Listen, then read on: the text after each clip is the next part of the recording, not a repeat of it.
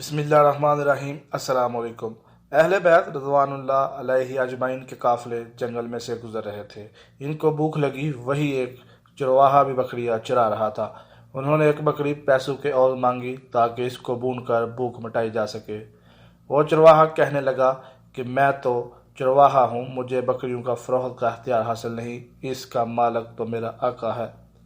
آل رسول علیہ السلام میں سے کوئی ان سے بطور امتحان کہنے لگا، تیرا آقا کون سا تجھے دیکھ رہا ہے، تم ان سے کہہ دینا کہ ایک بکری کو بھیڑیا اٹھا کے لے گیا۔ چرواہے نے آسمان کی طرف دیکھ کر کہا کہ اگرچہ میرا مالک موجود نہیں مگر میرا اللہ تعالیٰ مجھے دیکھ رہا ہے نا۔ اللہ اکبر! کیسے عظیم لوگ تھے! آل رسول علیہ السلام بھی سخی تھے۔ انہوں نے چرواہے کے مالک کو تلاش کر کے اس غلام کو اور ان ساری بکریوں کو خرید کر غلام کو آزاد اور بکریاں اسے ہدیہ کر دی۔ انفرادی معاملات کی شفافیت کی برکات۔ اگر ہم اپنی ذات کے اعتبار سے بھی اپنے ذاتی معاملات میں بھی صاف ستھرے اور کھڑے ہو جائیں، اللہ والوں، ہمارے لیے برکات کے دروازے اللہ کھول دے گا۔ اللہ تعالیٰ ایسے لوگوں کی نسلوں کو بھی کشادگی عطا فرماتا ہے۔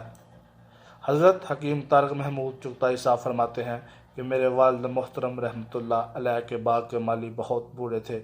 ان کے پاس ارادتاً جانا ہوا تو وہ باغ میں خدمت کر رہے تھے۔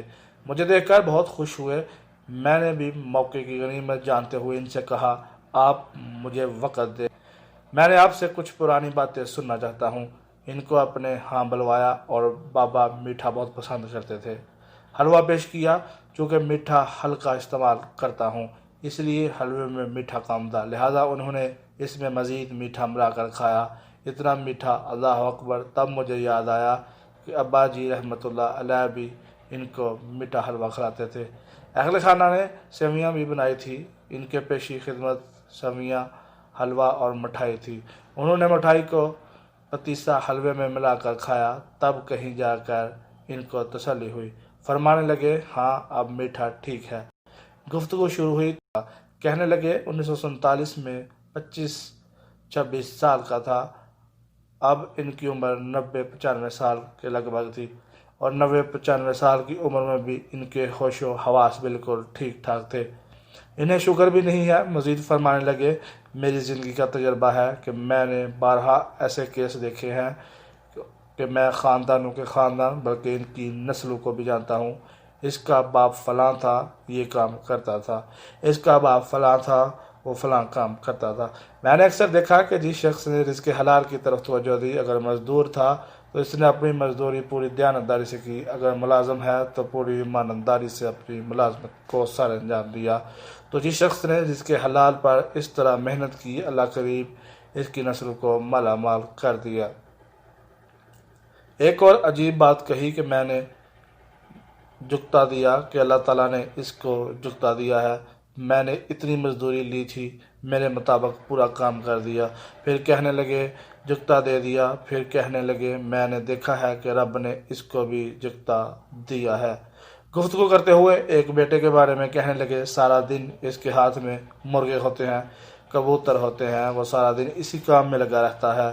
میں نے بابا جی سے کہا، آپ کہیں تو اسے کہیں لگوا دوں؟ بابا جی کہنے لگے، سائیں ٹھیک ہے، بڑا بیٹا تو میری باتیں کو مانتا ہے، ان پر عمل کرتا ہے، اس لیے اللہ تعالیٰ نے اس کو سدا بہار کر دیا ہے۔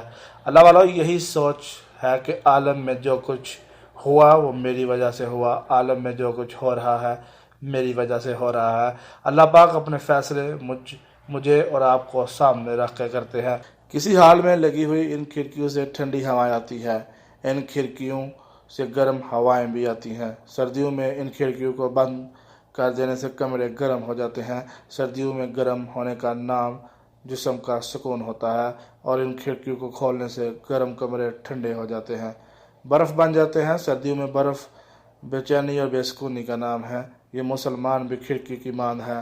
عالم میں جو بھی حال آئے گا وہ مسلمانوں کے اعمال سے آئے گا، مسلمانوں کی وجہ سے آئے گا۔ کافر کے لیے جنت کا وعدہ نہیں، کافر کے لیے حور کا وعدہ نہیں، کافر کے لیے نعمتیں نہیں، بلکہ یہ ساری نعمتیں تو مسلمانوں کے لیے ہیں۔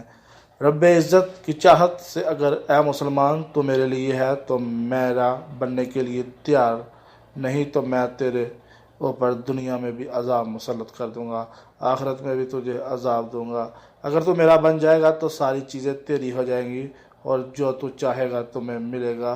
پھر چاہے تو خط کے ذریعے تو دریا کو چلوا دے، یا کوڑے کے زمین کے زلزلے کو رکوا دے۔ زلزلے کی صورت میں طوفان آیا، لا پھوٹا اور لاوے میں آگ نکلی، تو حضرت عمر رضی اللہ تعالیٰ عنہ نے تمیم الداری رضی اللہ تعالیٰ عنہ کو حکم دیا، آگ کو اکٹھا کرو۔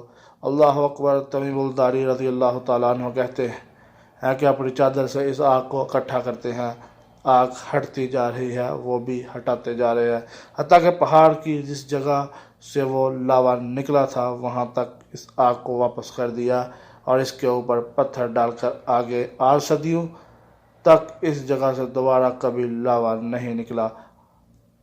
جب ہم اللہ کے ہوں گے تو پھر سارا عالم ہمارا ہوگا، پھر سکون آنے لگے گا، ایک شہری ٹھیک ہوگا تو معاشرے میں امن آئے گا۔